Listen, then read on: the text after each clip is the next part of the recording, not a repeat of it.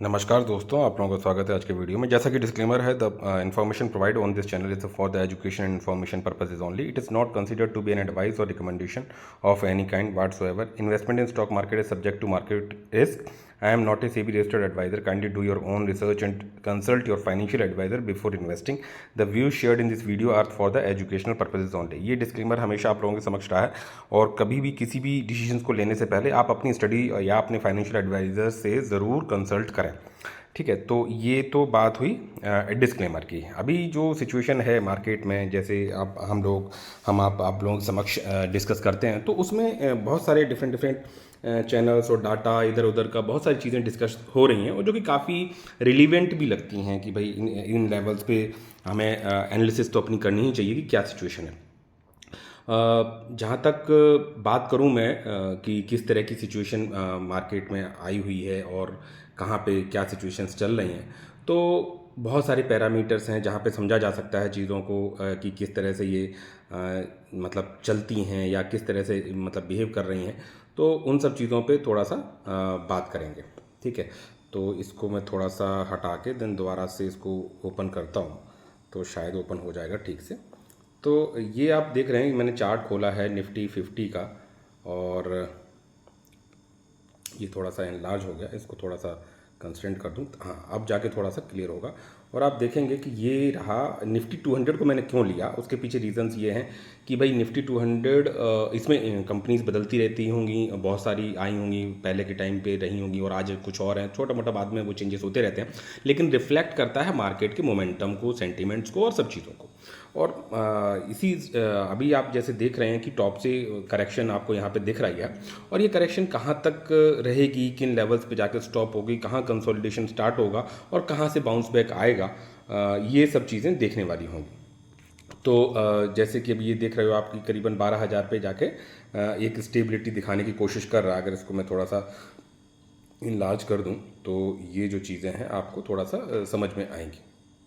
ठीक है, तो देख सकते हो कि आप ये यहाँ पे इवन इसको अगर ये थोड़ा सा कांस्टेंट हो गया तो इसको थोड़ा सा ऐसे करते हैं, तो ये आप देख रहे होंगे कि यहाँ पे जो गिरावट के फेजेस हैं, जो आपने देखा होगा कि जो टॉप बना था उसके बाद से जो गिरावट आई, एक गिरावट फर्स्ट फेज़, फिर छोटा सा बाउंस बैक आया और देख सकते हो कि ये कोशिश होती है कि कोई किसी सपोर्ट लेवल पर देने की चीज़ें होती हैं और एक कह सकते हैं फेक बाइंग, फिर उसके बाद में फिर एक दूसरी गिरावट सेकंड फेज़ और यहाँ पे देख सकते हो कि एक सेकंड यहाँ पे मोमेंटम दिया और उसके बाद में ये थर्ड।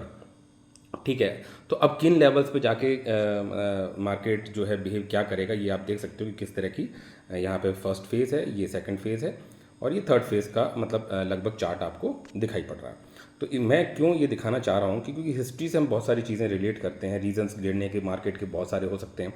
तो जहाँ पे भी सपोर्ट, अब सपोर्ट तो देखो कि इसने यहाँ पे भी लेने की कोशिश की, यहाँ पे भी लेने की, और इनको आप रिलेट कर सकते हो अपने अपने इंडेक्सेस के हिसाब से। निफ्टी 50 का देख लो चार्ट, ऑल इन ऑल और भी जो मिड कैप्स हैं या स्मॉल कैप हैं, तो वो सब चीज़ें रिलेट कर सकते हो और देख सकते हो 12,000 के आसपास का सपोर्ट एक लेने की कोशिश रही, मतलब जो अभी एग्जैक्टली बॉटम बना वो 12,000 के आसपास का दिखाई पड़ा आपको।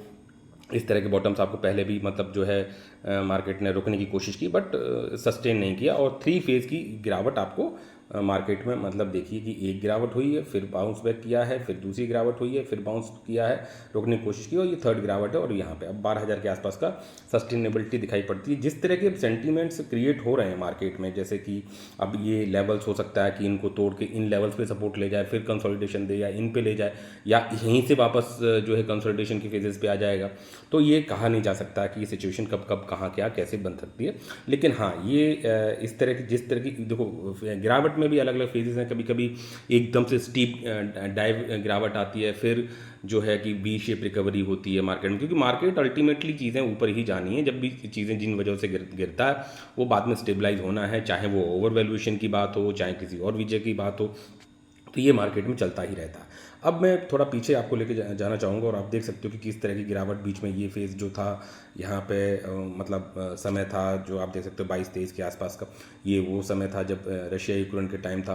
तो यहाँ पे भी आप अगर इनको देखेंगे तो आप देख सकते हो कि एक फेज़ की गिरावट रही है, 2 फेज़ की गिरावट रही है और ये 3 फेज़ की गिरावट रही है, उसके बाद में रिकवरी आ गई और चीज़ें चल गई।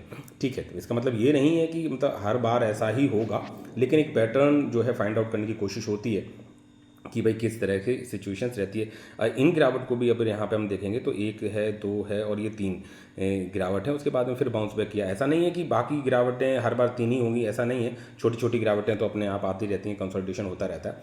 लेकिन एक बड़ी गिरावट और जहाँ पे मार्केट में मतलब ये सेंटीमेंट क्रिएट हो जाए कि भाई ये जो है कि आगे पीछे भी सिचुएशन हो सकती है। ठीक है, और मैं थोड़ा सा पीछे लेके जाऊंगा और यहाँ देख सकते हो कि ये कोरोना के टाइम की गिरावट है। और ये सभी गिरावटें बाद में जाके आपको हल्की दिखाई पड़ने लगती हैं, चार्ट में विजिबल भी नहीं होती हैं, लेकिन हिस्ट्री में आपको ये सब चीज़ों को देखना पड़ा है। और यहाँ पे भी आप देख सकते हो कि अगर इनको हम थोड़ा सा इन लार्ज बेसिस पे कर देंगे तो आपको देखो चार्ट पूरा क्लियर दिखाई पड़ेगा कि भाई किस तरह की गिरावट है, किस तरह की गिरावट है, किस तरह की गिरावट है, फिर ये कोरोना की गिरावट है। तो ये सब मार्केट में लगा रहा है और पुराने इन्वेस्टर्स ने देखा है। मैं कहूँगा कि अगर इन बड़ी गिरावट की बात करते हैं मार्केट में, तो पुराने समय में अगर हम चले जाएंगे तो जिस तरह की 3 फेस कंडीशंस पे, कैंडल्स पे हमने आपको मैं दिखाने की कोशिश की है। और इससे पहले जो देखा जाए कि जो एक लंबे समय में गिरावट कंटिन्यू हुई है, या मतलब मैंने आपको दिखाने की कोशिश की है कि जो अभी यूक्रेन के टाइम पे, सॉरी रशिया यूक्रेन के टाइम पे जो गिरावट हुआ था, मार्केट ने कंसोलिडेशन दिया था, उनमें भी एक 3 फेज गिरावट का चलन काफ़ी हद तक रहा है। और यहाँ भी देख सकते हो कि एक गिरावट है, सेकंड फेज गिरावट, और थर्ड फेज की गिरावट के बाद में मार्केट जो है कंसोलिडेशन या बेस लेवल बनाने की कोशिश करता है। और आप देख सकते हो कोई ना कोई सपोर्ट लेवल को उसको रेस्पेक्ट देके और आगे चीज़ें बढ़ने लगती हैं। ठीक है, तो एग्जैक्टली बॉटम तो नहीं पकड़ सकते। और ये जो फेज़ है, जो ये मैं आपको दिखाने की कोशिश कर रहा हूँ, ये 2008, ये एक बड़ी गिरावट मानी गई है हमेशा के लिए। और यहाँ पे भी देख सकते हो कि मार्केट बहुत ज़बरदस्त तरीके से, यहाँ पे भी फेजेस जो है, एक फेज़, सेकंड फेज़ और ये थर्ड फेज़ गिरावट है और ये कंसोलिडेशन है। और ये जो आपको हल्का सा दिख रहा है प्रैक्टिकली, ये जो टाइम बीइंग के हिसाब से अगर हम चलेंगे तो थोड़ा मैं मतलब क्यों इन लेवल्स पे मैं लाने की बात कर रहा हूँ कि अगर मैं यहाँ से देखूँ तो ये देख सकते हो कि ये जो टाइम फ्रेम है, ये जनवरी 2018 से मार्केट ने गिरावट दर्ज की थी। और उसके बाद में जो बॉटम बना वो आप देख सकते हो कि यहाँ पे ये जो है अक्टूबर 2008 की बात है। तो जनवरी से लेकर अक्टूबर तक मार्केट ने 3 फेजेस में अपनी गिरावट को दर्ज कराया। और फिर उसके बाद में एक कंसोलिडेशन लेवल यानी बॉटम्स बनने की चांसेस आपको दिखाई पड़े। तो टाइम कितना लगा, लगभग आप देख सकते हो कि 9 महीने या 6 महीने इस तरह की गिरावट में फेजेस रहे हैं। और हम देख रहे हैं पिछले 6 महीने की अक्टूबर के बाद से लगातार गिरावट, अक्टूबर 2024 से लेकर अभी तक गिरावट कंटिन्यू रही है। अब जो है पॉजिटिव फैक्टर्स भी आने लगे हैं अभी, और कहीं कहीं पे अभी अनसर्टेनिटी वाली कंडीशन है कि ट्रंप आगे जाके क्या सिचुएशन लेंगे, या 2 तारीख को उनके जो टैरिफ्स हैं, किस तरह के टैरिफ्स रहेंगे, कहाँ पे क्या कुछ इम्पैक्ट बैठेगा। फिर मार्केट उन सब चीज़ों को भी डाइल्यूट करके एडजस्ट कर लेगा और उसका काम है आगे बढ़ना, वो आगे बढ़ेगा। और आप देख सकते हो कि ये जो गिरावट हुई उसके बाद में मार्केट ने अक्टूबर 2008 से और ये यहाँ तक जो है बॉटम पे अपने चीज़ों को किया, और मार्च 2009, ठीक है, तो जो है देख सकते हो कि अक्टूबर से लेकर मार्च तक में मार्केट ने लगभग 6 महीने में वापस जो है अपने बॉटम को एक कंसोलिडेशन फेज में दिखाया। और उसके बाद में मार्केट अपना बाउंस बैक कर गया। और ये इस तरह की हिस्ट्री मैंने आपको काफ़ी बार दिखा दी। कहने का तात्पर्य ये है कि इस तरह का सिचुएशन मार्केट में बहुत बार रहा है, बहुत सारी चीज़ें नहीं। अब जिस तरह के पॉजिटिव जो इम्पैक्ट्स आ रहे हैं कि भाई मार्केट में जब कभी पॉजिटिविटी आएगी, कुछ अच्छी खबरें आएंगी, अच्छी चीज़ें आएंगी, तभी जाके मार्केट उसको रिस्पॉन्ड करेगा। हो सकता है उसको रिस्पॉन्ड करने में थोड़ा सा समय लग जाए। ये कुछ स्लाइड्स लेके आया आप लोगों के समक्ष कि जिनके बेसिस पे ये सोचा जा सकता है कि हाँ क्या बॉटम बन गया है क्या नहीं। ये डिफरेंट चैनल्स में डिफरेंट जगहों पे ये कुछ स्लाइड्स थी जहाँ से मैंने लिया है और अपने एक आज की एनालिसिस को लेके आप लोगों के समक्ष प्रस्तुत हुआ हूँ। तो इनसे काफ़ी हद तक कुछ चीज़ों का आइडिया मिलेगा। और आपने देखा होगा, अगर मैं जैसे डिफरेंट लोग हैं कि अपने किसी पी के लेवल पे बात करते हैं कि मार्केट का पी जो है कि दिसंबर अपने इंडियन मार्केट की पी की बात हो रही है कि जो मतलब 23.61 का जो हाईएस्ट बनाया था मार्केट ने अपना पी, वहाँ से जो गिरा। और देख सकते हो कि अक्टूबर, नवंबर, दिसंबर, जनवरी, फरवरी, मार्च, ये 6 महीने हो गए लगभग। और देख सकते हो मार्केट गिरावट के बाद पहली फेज़ की गिरावट, सेकंड फेज़ की गिरावट, थर्ड फेज़ की गिरावट जो कि अभी दिखाई पड़ रही है। अब वो हो सकता है कुछ और दिनों तक और चले या इन्हीं लेवल्स पे ऊपर नीचे करते हुए जो है एक स्टेबलाइजेशन ले ले और वहाँ से चीज़ें चलने लगे। कुछ कहा नहीं जा सकता, बट इसीलिए कहा जाता है कि बॉटम किसी ने नहीं देखा। बट ये है कि हाँ, जो भी गिरावट का सेंटीमेंट्स है उसमें एक बड़ा पोर्शन की गिरावट का काम हुआ है। अगर मान के चलो पुराने इंसिडेंट्स को भी मान लिया जाए कि अगर 9 महीने तक मार्केट में गिरावट रहती है तो 6 महीने तो कवर हुए ही हैं और 3 महीने का पेन भी झेला जा सकता है। क्या पता हो सकता है यही बॉटम हो और यहाँ से चीज़ें चलने लगे। हमें टाइम नहीं करना है। हमने अपना जो है अक्टूबर में भी बाय किया, हमने जनवरी में भी बाय किया, हमने दिसंबर में भी बाय किया, हमने फरवरी में भी कुछ बाय की, कभी कम कभी ज़्यादा, और मार्च में भी हम जो है अपनी बाइंग को छोटा मोटा लेके बैठे हुए हैं। और जहाँ तक पोर्टफोलियो की बाइस की बात है तो पुराने समय में से जो इन्वेस्टर हैं वहाँ से चीज़ें मतलब करते रहें। और अच्छा, एक चीज़ और होती है, शॉर्ट टर्म के पॉइंट ऑफ व्यू से चीज़ें पेनफुल हमेशा रहती हैं। मैं मानता हूँ कि हो सकता है कुछ आपके प्रॉफिट्स अर्निंग्स कुछ चीज़ें कर ली हों, ठीक है, करते भी रहना चाहिए कभी कभार छोटा मोटा। मैंने भी किया हर साल फाइनेंशियल ईयर में कुछ कुछ मैं प्रॉफिट्स को बुक कर लेता हूँ, लेकिन जो मेन विज़न है वो पोर्टफोलियो को लॉन्ग टर्म के पॉइंट ऑफ व्यू से भी है। और अभी जो शेयर्स को मैंने जो मिनिमाइज़ करके कह सकते हैं कि प्रैक्टिकली दिख रहे हैं 60, बट दे उनको लगभग करीबन 40 से 45 शेयर्स ही हैं जिनमें मेरा फोकस एरिया रहा अभी है। और अगर उनमें वो बॉटम्स लेवल्स पे चीज़ें दिखाई पड़ेंगी, उनको थोड़ा सा पढ़ेंगे, कंपनी वाइज पढ़ेंगे। अब उसमें बहुत सारे प्रॉफिट्स बन गए थे और वो डाइल्यूट हो गए, नीचे हो गई कंपनी, तो लंबे समय में उनमें इन्वेस्टिंग अगर रही, उसमें इंटरनली कोई प्रॉब्लम नहीं है, मार्केट सेंटिमेंट्स की वजह से गिरी हैं या कुछ और वजह, तो उसमें धीरे धीरे करके बिना बॉटम को फाइंड आउट किया और अपना एक रेस्पेक्ट लेवल पे चीज़ों को डालने की पोर्टफोलियो में कोशिश बनी रहती है। तो वो फिर आगे जाके आपको चीज़ें रन अप देंगी। हाँ, ये है कि स्मॉल कैप और जो माइक्रो कैप है उनमें आप बिलीव सिस्टम थोड़ा सा कम होता है, लेकिन रिटर्न का पोटेंशियल भी बहुत तगड़ा होता है। तो वो किस तरह की कंपनियां रिजल्ट्स देंगी, एक बात आपकी तय है कि चाहे छोटी कंपनी हो, बीच की कंपनी हो, चाहे लार्ज कैप हो, आप प्रिडिक्ट नहीं कर सकते हैं कि मार्केट में ये कंपनी जो है आगे जाके चीज़ें सही तरह से चलती रहेंगी। आपको एक रेशियो के हिसाब से चीज़ों को डालना आना चाहिए, ठीक है, और उन्हीं सब से सीखते हुए आगे बढ़ना चाहिए। और यहाँ पे देख सकते हो कि पीई की बात करी गई कि मार्केट की वैल्यूएशन कितनी सस्ती हुई। तो दिसंबर में जो है 22.4 का जो वैल्यूएशन था, फिर उसको और जनवरी में भी सेलिंग रही फॉरेन इन्वेस्टर्स की, तो यहाँ देख सकते हो 21.36, और देन यहाँ पे फरवरी में 20 आई, और अभी मार्च में 19.97 है। और जो सुना जा रहा है कि वैल्यूएशन जो है लगभग 18 के फेर में मतलब आ चुकी है, ठीक है।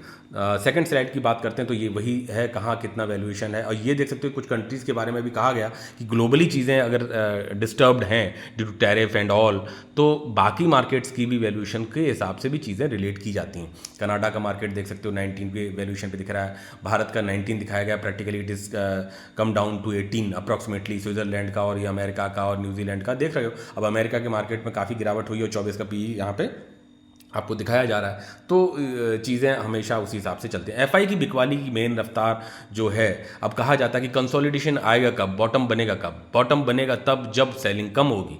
सेलिंग किसके द्वारा ज़्यादा हो रही है, आप जानते हो कि मैं मानता हूँ ये भी है कि डीआईज की भी सेलिंग है, लेकिन प्रैक्टिकली वो जितना बेच रहे हैं उससे ज़्यादा खरीद रहे हैं। अब ये हो सकता है कि स्मॉल कैप और छोटी कंपनीज़ में सेलिंग ज़्यादा होगी, जहाँ उनके नंबर प्रॉफिट्स ज़्यादा बन चुके होंगे, तो डेफिनेटली उन लेवल्स पे बुक करके और वो जहाँ वैल्यूएशन सस्ती मिल रही होगी वहाँ पैसा डाल रहे होंगे। तो ये कन्वर्जन चलता रहता है, ये सब चीज़ों पे आप ज़्यादा ना जाएं। बट ये है कि जिस कंपनी की वैल्यूएशन और फ्यूचर प्रोस्पेक्ट्स आपको उसकी स्टोरी इंटैक्ट लगती है तो कंपनी प्रॉफिट्स बना के देगी। और अगर उस कंपनी की मतलब स्टोरी आपको इंटैक्ट नहीं लगती है कि फ्यूचर का पोटेंशियल इसमें ज़्यादा नहीं दिखाई पड़ता है, तो वो कितना भी गिर चुकी हो तब भी वो और गिरती चली जाएगी। अगर लगेगा कि हाँ भाई ये कंपनी में अब जान नहीं बची है, या फ्रॉड है, या सेक्टर कुछ प्रॉब्लम है, या इंटरनल मैनेजमेंट का कुछ प्रॉब्लम है, या कुछ और भी रीजंस हो सकते हैं, वो सब चीज़ें आपको अपनी पढ़नी पड़ेंगी। तो हमें और तो अब जैसे मान के चलो उस तरह की कंपनी पोर्टफोलियो में है तो करना क्या चाहिए, आपको अपनी एक एक कंपनी पर एनालिसिस करना चाहिए। और जो कंपनी पोर्टफोलियो में आपको दिख रही है कि इनमें इंटरनली कोई प्रॉब्लम नहीं है, ड्यू टू सम सेंटीमेंट्स और ड्यू टू सम थिंग्स ये करेक्ट वैल्यूएशंस पे आई हुई हैं, तो आप जो है बिना बॉटम को सोचे हुए धीरे धीरे करके अपने फंड्स के हिसाब से जो है कि आप चीज़ों को देख सकते हैं। यहाँ पे एफआईज की बात करूँ तो देखो जनवरी में इन्होंने 87,000 करोड़ का माल बेचा, फरवरी में थोड़ा सा कम किया, देख सकते हो करीबन 59,000 करोड़ का माल बेचा है।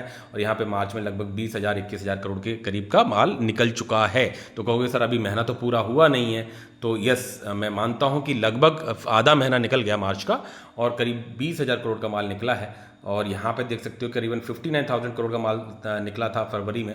तो इस वैल्यूएशन से भी अगर हम मतलब आइडिया लगा लें कि यही सेलिंग अगर कंटिन्यू रहती है तो भी 40,000 करोड़ के माल के आसपास तक की सेलिंग मार्च में दिखती है, जो कि प्रैक्टिकली 87, 58 और देन 40, तो चीज़ें रिड्यूस होंगी, और जब रिड्यूस होंगी तो डेफिनेटली एक बॉटम बनने की कोशिश होगी। तो इन सब चीज़ों से भी आप आइडिया लगा सकते हो कि मार्केट की वैल्यूएशन 1918 पे आ रही है, और कह सकते हैं एफआईज की सेलिंग भी धीरे धीरे करके रिड्यूस हो रही है। पॉजिटिव सिनेरियो की कुछ न्यूज़ भी आ रही हैं, जहां पे कह सकते हैं कि जो है महंगाई का डाटा थोड़ा बहुत कम हुआ, या ये कहा जा सकता है कि इंडिया की रेटिंग थोड़ी बहुत मॉर्गन स्टैनली से बढ़ा दी गई, या ये कहा जा सकता है कि जो टैरिफ का जो एक बहुत बड़ा एक बना है, कह सकते हैं कि रिस्क फैक्टर, वो रिस्क फैक्टर भी एक ना एक जगह पे जाके कहीं ना कहीं एडजस्ट होना ही है, और उनकी वैल्यूएशन के हिसाब से चीज़ें मार्केट को देख के आगे बढ़ना ही है। मार्केट का काम है आगे बढ़ना, और उसी हिसाब से आगे बढ़ती हैं। तो यहाँ पे एफआईज की बाइंग। दूसरी चीज़ें जो मार्केट को थोड़ा सपोर्ट कर रही हैं डीआईज की तरफ से, कि जो हमारी जो रिटेल इन्वेस्टर्स हैं या जो हमारी एसआईपी है जो आ रहे हैं इंडियन मार्केट में, लगभग एक फेयर में आप कह सकते हो कि ±10%, 25,000 करोड़ के आसपास का पर मंथ की एसआईपी आ रही है। उसमें मार्केट सेंटीमेंट्स जब खराब होते हैं तो चीज़ें definitely it will go down, या ये कह लिया जाए कि जैसे ही अगर ये पता चल जाए, जो कुछ थोड़े से एक्सपीरियंस रिटेल इन्वेस्टर्स हैं या एसआईपी वाले हैं, कि हाँ नहीं अब बॉटम बन चुका है, क्योंकि उन्होंने जब मान के चलो किसी ने सोचा होगा कि अक्टूबर में गिरावट हुई तगड़ी, अक्टूबर नवंबर में गिरावट हुई, और जनवरी में उन्होंने सोचा होगा बस ये बॉटम है, और वहाँ पर उन्होंने पूरे ताकत के साथ में इधर उधर से पैसा बटोर के पूरा लगा दिया होगा, तो जनवरी फरवरी की अपॉर्चुनिटीज़ को मिस किया होगा, और उनको ये बड़ा ख़राब लगा होगा कि भाई दिसंबर में जो डाला गया पैसा वो रेड में आज देख रहा होगा। तो इसीलिए बॉटम फाइंड आउट करने की कोशिश नहीं करते हैं, और एक एवरेज इन्वेस्टिंग को कंटिन्यू हमेशा किया जाता है। यहाँ पे देख सकते हो एसआईपी की जो इनफ्लो है, वहाँ से देख सकते हो 24,000, ये सितंबर, अक्टूबर, नवंबर, जब से मार्केट में गिरावट है तब तक की बात है, कि देख सकते हो कि यहाँ पे सितंबर में ये जो आया था एसआईपी म्यूचुअल फंड में पैसा 24,500 करोड़ का, यहाँ पे देख सकते हो 25,300 करोड़ का अक्टूबर में गिरावट हुई, तो उसके बाद पैसा बढ़ा, डाला लोगों ने कि भाई ठीक है मार्केट करेक्ट हुआ तो पैसा डालो। यहाँ पे देख सकते हो 25,320 लगभग उन्हीं लेवल्स पे रहा नवंबर में, और यहाँ पे जैसे ही छोटा सा मार्केट कंसोलिडेट किया था दिसंबर के आसपास, तो देख सकते हो कि लोगों ने पैसा पूरा बटोर के डाला पूरी चारों तरफ से, कि भाई दिसंबर में हम अपनी सही वैल्यूएशन पे म्यूचुअल फंड में पैसा डाल देते हैं। तो मार्केट की जो एसआईपी है म्यूचुअल फंड की, वो 26,000 करोड़ के आसपास की दिसंबर में दिखाई पड़ी।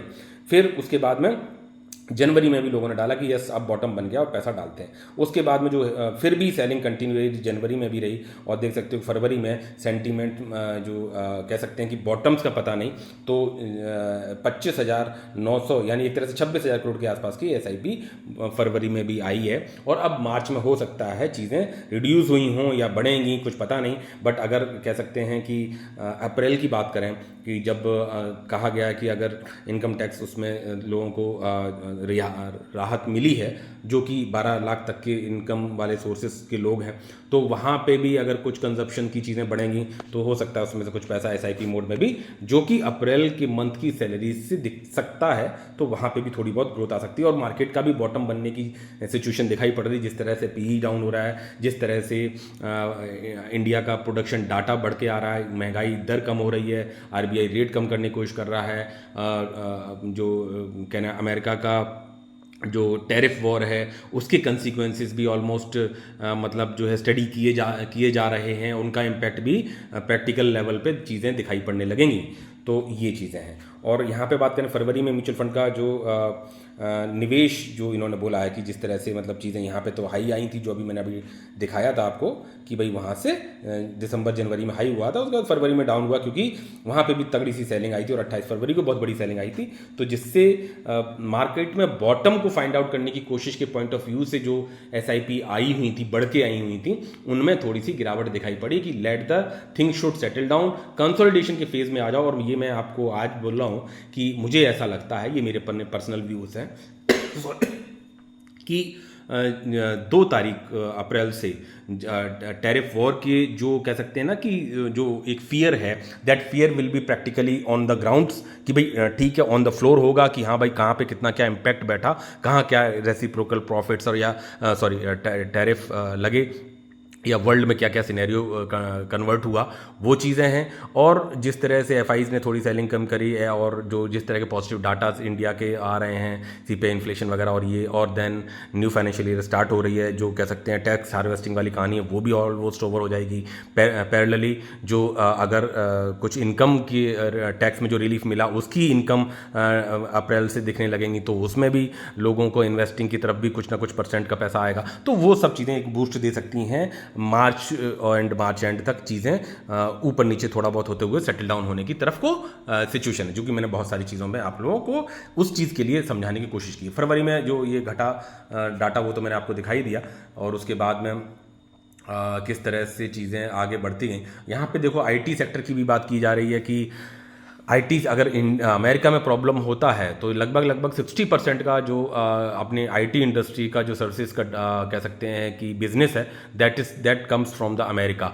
अगर वहाँ पे कुछ चैलेंजेस आते हैं ड्यू टू कह सकते हैं चाइना या ऑल अदर थिंग्स, कि भाई ठीक है अगर वो सस्ते में चीज़ों को दे रहे हैं या कर रहे हैं, तो देख सकते हो कि जिस तरह का नैस्डैक में गिरावट हुई, तो आईटी सेक्टर में भी जो सर्विसेज को लेके कह सकते हैं कि चीज़ें आती हैं या मतलब बिजनेस आता है, तो उसमें थोड़ा बहुत इम्पैक्ट हो सकता है। तो आईटी सेक्टर में भी चीज़ों को थोड़ा सा डाउन आ सकती हैं, तो वहाँ पे भी हमें सही वैल्यूएशंस पे सही कंपनीज को देखने की ज़रूरत होनी चाहिए। और यहाँ पे देख सकते हो आईटी इंडेक्स में क्या कहते हैं इस महीने में 3.5% की करीबन गिरावट हुई है, और इस साल में अपने टॉप से जो है लगभग 17% के आसपास की मतलब गिरावट हुई है। और जो टॉप इसने बनाया था आईटी इंडेक्स ने, दैट वहाँ से लगभग 22% तक की करेक्शन आ चुकी है आईटी इंडस्ट्रीज़ की कंपनीज में। निफ्टी में जबकि 14% के करीब की गिरावट टॉप से है।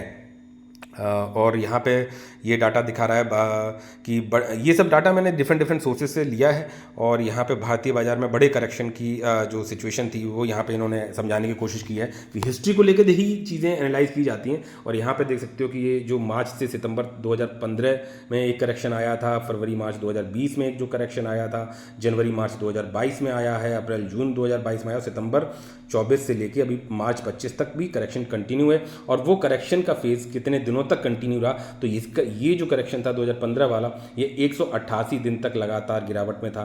देन ये छोटा रहा, 40 दिन का है। तो छोटे छोटे ये करेक्शंस हमेशा मार्केट में आते रहे हैं, और यहाँ देखिए 49 डेज तक रहा करेक्शन, 74 डेज तक रहा, और अभी जो करेक्शन चल रहा है दैट इज़ 168 डेज। तो डेफिनेटली इसका भी एक ना एक अंत आना ही है, नीचे आने ही है। अब इसमें जो इतने दिनों तक लगातार करेक्शन हुआ, तो उसमें मार्केट ने कितना रिएक्ट किया गिरावट में, तो देख सकते हो 15% की गिरावट रही 188 दिन में। तो कैसे फेजेस में धीरे धीरे करके गिरावट रही, लगभग आधे साल तक गिरावट रही, और 15% मार्केट गिरा। यहाँ देख सकते हो कि 38% गिरावट हुई है। निफ्टी के रिलेट के पॉइंट ऑफ व्यू से चीज़ों को दिखाया जा रहा है यहाँ पर करीबन। तो जो जितना स्पीडी गिरावट थी, जो कि 38% की 40 दिनों में ही थी, तो उसकी रिकवरी भी वी शेप में आई, और चीज़ें देख सकते हो कि यहाँ पे 15% गिरावट थी। तो एक साल के बाद जो पॉजिटिव हाई बना निफ्टी का, तो वो 18% पॉजिटिव बना। और यहाँ पे जब डीप नोस गिरावट थी, तो जो है वी शेप रिकवरी में भी 88% तक की पॉजिटिविटी सीधी बाउंस बैक किया। यहाँ 13% की, तो यहाँ 12%, यहाँ 15%, तो यहाँ 24%, और अभी 14% की। तो ये गिरावट का जो फेज़ जैसे ये स्लो फेज़ में और टाइम करेक्शन के हिसाब से लेगा, तो पॉजिटिविटी भी कंसोलिडेशन लेके और धीरे it will take a long time. जैसे लंबा करेक्शन वैसे लंबा। तो गिरावट में अगर ये 14% है, तो पॉजिटिविटी में भी स्पीड जो है उसी हिसाब से रहेगी, यानी आपको मार्केट सफिशिएंट मौका धीरे करके देता रहेगा। एसआईपी मोड में अपनी चीज़ों को मतलब समझा जा सकता है, बशर्ते कंपनीज को आपको समझना पढ़ना आना चाहिए। कुछ सेक्टर्स जो लोगों के कहने के हैं, कह सकते हैं कि एडवलाइज ने अपनी रिपोर्ट दी है, या और भी सेक्टर्स दे रहे हैं कि भाई किन सेक्टर्स में ज़्यादा पॉजिटिविटी रहने के चांसेस हैं आने वाले समय में। अगर चीज़ें इसी तरह से दिखती हैं तो उन्हें कंस्ट्रक्शन, एफएमसीजी, जो मतलब कंज्यूमेबल हैं, जो जिनकी रिक्वायरमेंट होना ही होना है, वो सेक्टर जो है सर्विसेज का ले लो, ड्यूरेबल्स का ले लो, तो गुड्स का है, एफएमसीजी वगैरह। तो इन सेक्टर्स में बोला है कि इन सेक्टर्स की कंपनीज में पॉजिटिविटी के सेंटीमेंट्स बने रहेंगे। ठीक है, 10 साल में इस तरह के जो करेक्शन आए हैं, 10 बड़े करेक्शन आ चुके हैं इंडियन मार्केट में। तो कोई भी बड़ा करेक्शन 3 महीने से ज़्यादा नहीं टिका। जैसा मैंने अभी आपको दिखाया कि मैक्सिमम करेक्शन जो था वो ये देख सकते हो कि आप 188 डेज़ के करीब का मतलब रहा है। ठीक है, तो ज़्यादा नहीं टिका है, लेकिन करेक्शन जो छोटा मोटा है वो 3 महीने के आसपास बताया गया। और ये जो है यूएस पर निर्भरता कितना है अपने आईटी कंपनीज़ की, जहाँ से आता है, तो 60% उनकी जो इनकम है वो यूएस कंपनीज़ के ही थ्रू आती है। ये अपने कुछ डाटा है जीडीपी ग्रोथ का, तो इन सब सेंटीमेंट से चीज़ें क्लियर होती हैं। और यहाँ देख सकते हो कि फाइनेंशियल ईयर 21 में अगर जीडीपी डाउन हुई थी due to corona and all, तो वहाँ से बाउंस बैक किया था, स्पीडी रिकवरी उसी हिसाब से थी। तो अभी भी एक्सेप्शन जो कह सकते हैं एक्सपेक्टेड है 6.4% की। इसको भी जो रिसर्च फर्म्स हैं वो according to government decisions and sentiments या जो भी मार्केट में या ग्लोब अपने इंडियन लेवल पे चीज़ें रन अप करती हैं, उसके हिसाब से ये चीज़ें वो अप एंड डाउन चल सकती हैं। और एक तरह से पॉजिटिव सेंटिमेंट्स की तरफ ही चीज़ें बढ़ रही हैं, क्योंकि आपको ये चीज़ सोचना चाहिए कि 8.2% का जो बेस बना होगा उसके ऊपर ये जो ग्रोथ रेट है, तो दैट इज़ गुड वन। ठीक है, तो यहाँ पे इस तरह का आप समझ सकते हो।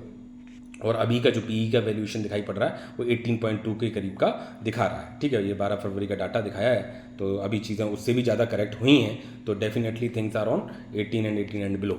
ठीक है, तो ये बाकी का इन्फ्लेशन का भी जो डाटा आया है एक्सपेक्टेड है कि अपनी महंगाई का जो हिसाब है वो भी थोड़ा सा डाउन आने के है इन्फ्लेशन का।